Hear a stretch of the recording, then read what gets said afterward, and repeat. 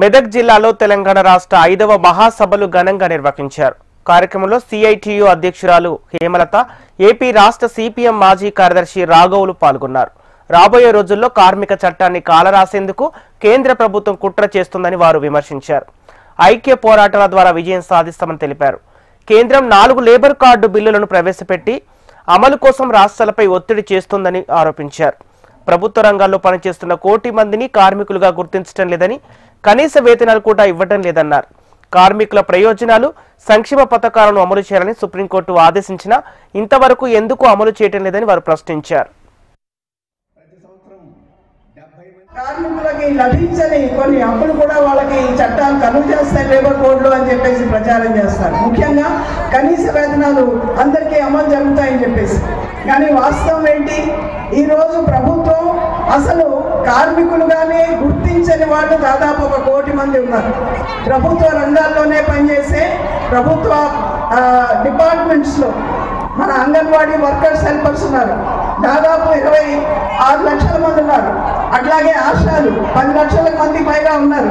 అట్లాగే మధ్యాహ్న భోజన కార్మికులు 26 లక్షల మంది పైన ఉన్నారు. అట్లాగే అనేక ఇతర రంగాల్లో ఎన్హెచ్ఎంలోనే పనిచేసే వాళ్ళు అనేక మంది ఉన్నారు. నేషనల్ రూరల్ లైవ్లీహుడ్ మిషన్లో పనిచేసే మంది అనేక మంది లక్షల మంది ఉన్నారు. అట్లాగే సమగ్ర శిక్షా అభియాన్ అని చెప్పేసి దాంట్లో పనిచేసే పారా టీచర్స్ వాళ్ళందరూ ఉన్నారు. వీళ్ళెవ్వరిని కూడా ప్రభుత్వం కార్మికులుగా కానీ ఉద్యోగులుగా కానీ గుర్తించట్లేదు.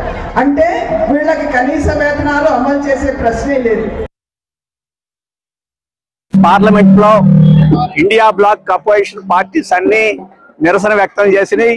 కాంగ్రెస్ అలాగే ఇతర ఇండియా బ్లాక్ పార్టీలన్నీ ఒక ఐక్యమత్యంతో పార్లమెంట్ లో బీజేపీ ప్రభుత్వాన్ని, మోడీ ప్రభుత్వాన్ని నిలవేసినాయి. వాటిని అమలు జరపకుండా ఉపసంహరించమని చెప్పేసి కూడా కోరినాయి. ఈ నేపథ్యంలో తెలంగాణ రాష్ట్రంలో కూడా ఇక్కడ కాంగ్రెస్ ప్రభుత్వం లేబర్ కోడ్లను అమలు జరుపును అని చెప్పేసి స్పష్టంగా ప్రకటించాలని మేము డిమాండ్ చేస్తున్నాం.